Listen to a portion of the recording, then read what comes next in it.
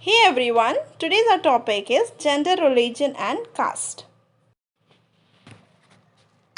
Hey everyone, here's Kusum and welcome to my channel.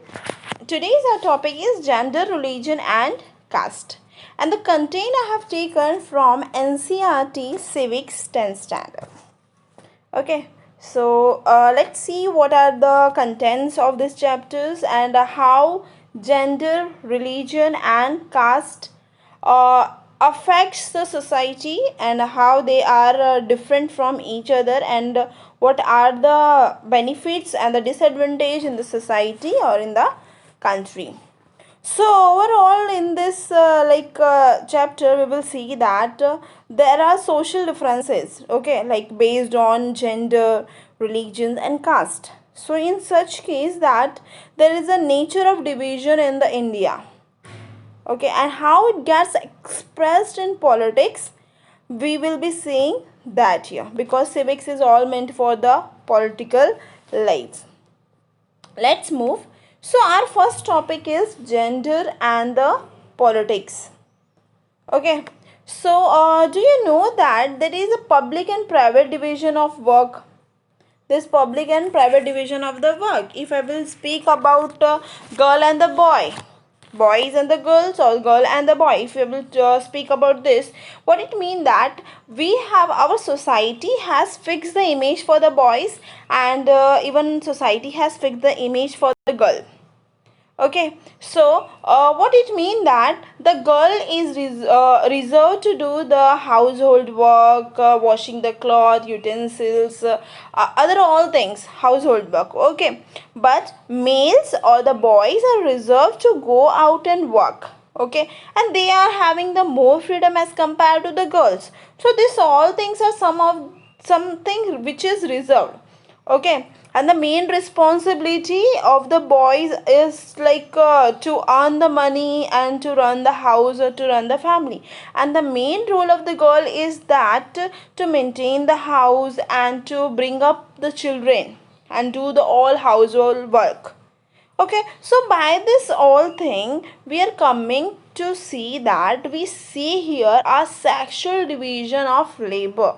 What we are saying, a sexual division of labor. What it mean that sexual means male and female, and division of labor in the sense like we are dividing that this girl is only to do the household work and the boys are meant for doing the outside work or earning the money. So here we are dividing doing the division of labor.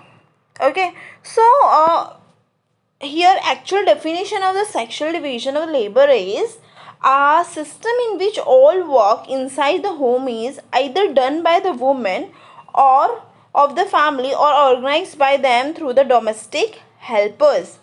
Okay, so here what it means that household work is fully given to the female or fully given to the girl.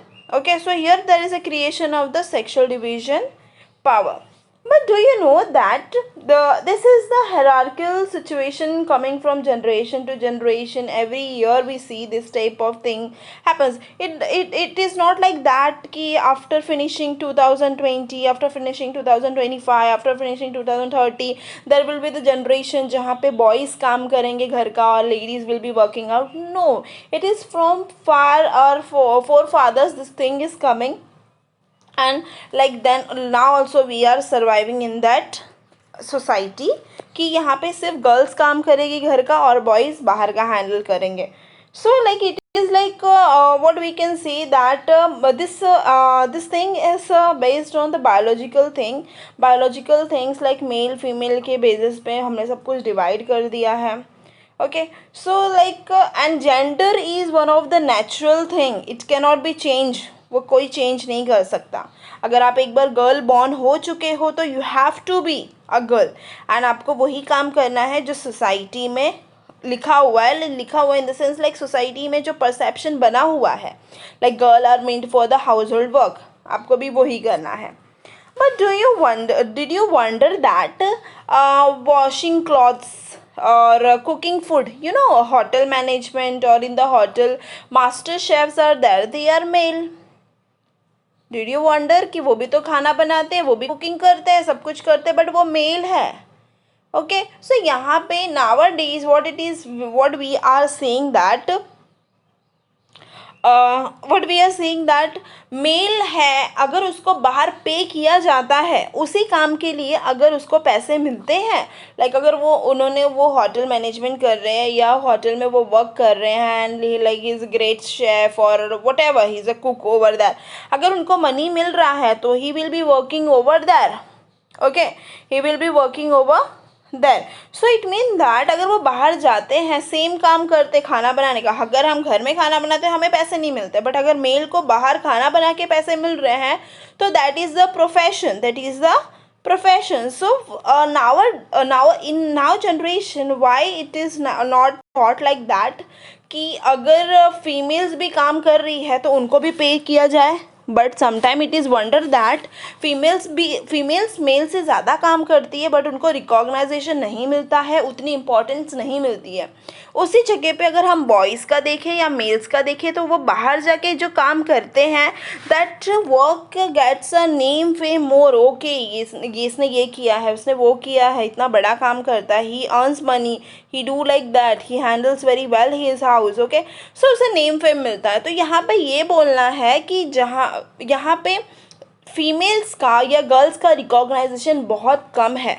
हमारी society में mails का recognition बहुत ज़्यादा है.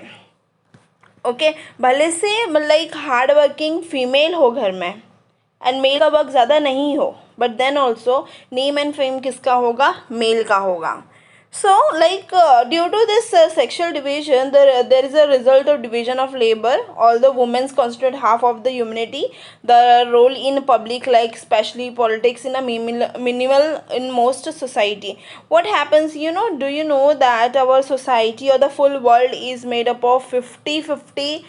Everything like 50% contribution will be of female, 50% contribution of the male, there will be of male. Okay, so what here it mean that अगर सब कुछ even biology भी हमें ये बताता, ये सिखाता है कि ऑलमोस्ट 50-50 चांसेस होते हैं जेंडर चेंज होने के, तो वाई इंडिया और the world is not understanding the importance of the girl?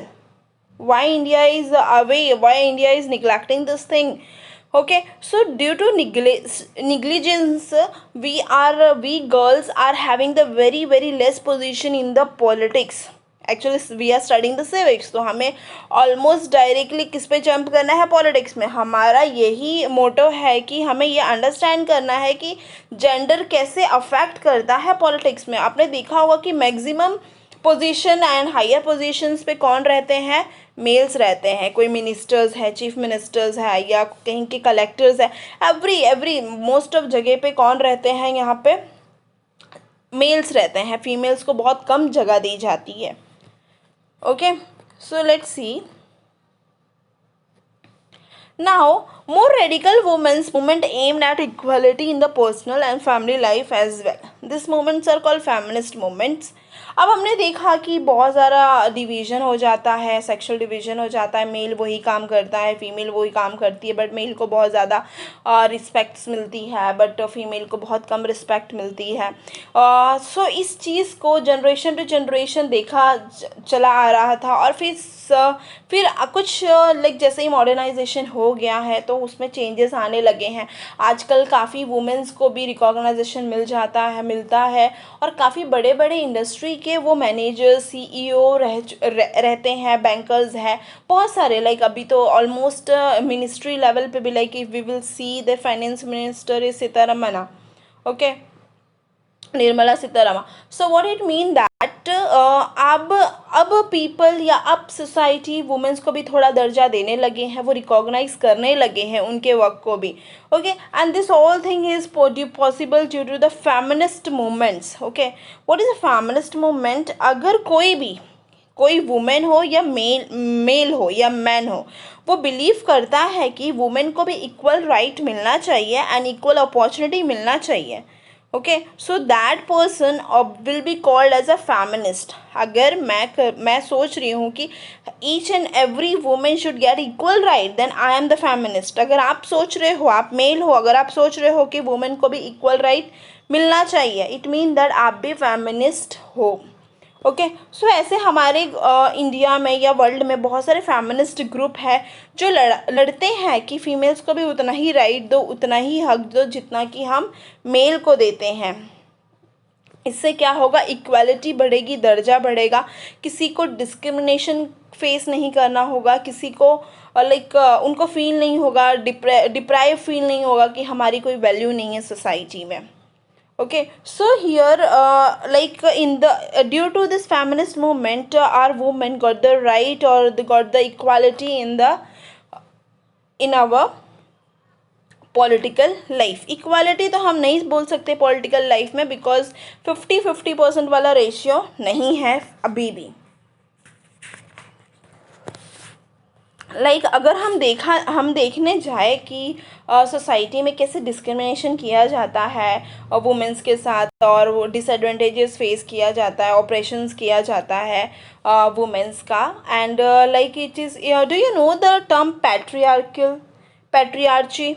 It mean that कि जहाँ पे सिर्फ मेल का चलेगा, घर में भी सिर्फ मेल कैंडिडेट का चलेगा। Okay, it mean that rule by father, this concept is used to refer to a system that values man more and gives them power over women. यहाँ पे क्या है, कोई भी डिसीजन लेना है तो मेल को ही पूछो, कुछ भी करना है तो मेल को पूछो। इसे क्या बोलते इसे क्या बोलते हैं, पैट्रियार्ची। ओके, ये यहाँ पे क्या हो गया है, पैट्रियार्ची सिस्टम है। अगर हमें कुछ भी बड़ा स्टेप लेना है तो हमें मेल को कंसर्न करना पड़ता है, जो भी उस फैमिली का हेड होता है। और अगर देखा जाए हमारे इंडिया का लिटरेसी रेट, तो डेफिनेटली उसमें वुमेन्स का जो रेट है बहुत कम है एज़ कम्पेयर टू मेल। अगर मेल का 76% लिटरेसी रेट है, तो बट वहीं पे फीमेल का क्या है, 54% है। ओके, एंड कहीं कहीं तो ऐसा भी देखा गया है कि मेल को ज़्यादा पे किया जाता है सैलरी, बट फीमेल्स को कम पे किया जाता है उसी काम के लिए। ओके, अगर फीमेल भी वही काम करके दे रही है, मेल भी वही काम करके दे रहे हैं, तो मेल को ज़्यादा सैलरी दी जाती है बट फीमेल्स को कम दी जाती है। So there is a division in the salary basis also. Pay जो किया जाता है उनको उस बीच में भी डिस्क्रिमिनेशन किया जाता है, उस बीच में भी इनइक्वालिटी है। Okay, so to make this equality, to bring up the equality in the wages, the government has come up with the Equal Wages Act. Government ने एक एक्ट लाया है, इक्वल वेजेस एक्ट, जिसमें उन्होंने ऐसा बोला है कि अगर वर्क सेम है तो वहाँ पे जेंडर नहीं देखा जाएगा, उनको सेम पैसे मिलने चाहिए, भले से वो मेल है फीमेल है। अगर वो मैनेजर फीमेल है मेल है, उनको सेम सैलरी मिलनी चाहिए। ओके, बट ऐसा तो सिर्फ एक्ट में ही लिखा है, ऐसे रियलिटी लाइफ में आज भी बहुत जगह, बहुत इंडिया के काफ़ी कॉर्नर्स में या वर्ल्ड के काफ़ी कॉर्नर्स में ये फेस किया जाता है कि उनको इक्वल पे नहीं मिलता है, लॉ होने के बावजूद भी उनको नहीं मिलता है। एंड और क्या डिस्क्रिमिनेशन फेस करते हैं वुमेन्स, काफ़ी पेरेंट्स प्रीफर करते हैं कि they should have the male child rather than having the girl child. Okay, so this is called the sex selective abortion. Sex selective abortion, अगर उनको पता चल जाता है कि फीमेल चाइल्ड है, गर्ल चाइल्ड है, they go for the abortion. Okay, तो इससे हमारा क्या होता है कि चाइल्ड सेक्स रेशियो डाउन होता है। And what is child sex ratio? It is the number of girl child per 1,000 boys. Okay, but to this all things government has come up to very good solutions. अगर आप करवाने जाते हो abortion, अगर आपको deduction करवाना है कि बेबी गर्ल है बेबी बॉय है, so there is a punishment. Okay, punishment वाला लॉ वगैरह है। तो ये सारे जो लॉज एंड एक्ट्स निकाले हैं, इसके वजह से काफ़ी ज़्यादा डिक्लाइन आ गया है ओके सोसाइटी में। Now people are not bother about कि गर्ल चाइल्ड है या मेल चाइल्ड है, बिकॉज उनको पता है कि अगर दोनों में से कोई एक भी होगा तो उनको एबॉर्शन नहीं करवा सकते हैं, ना तो वो उनके पास कोई और ऑप्शंस होता है। But still there are many corners of the villages, there are many backward society who practice this all thing. Okay, so here we are ending with this topic, and I will be coming with the more topics on this chapter. like I will say you what will be the next video's topic, that is women's political representation will be the next video's topic. I hope so you like my explanation. If any suggestion, if any query, just or write down in the comment box and I will sort out that query. Thank you so much. Thanks for watching my channel. Do subscribe, like and share.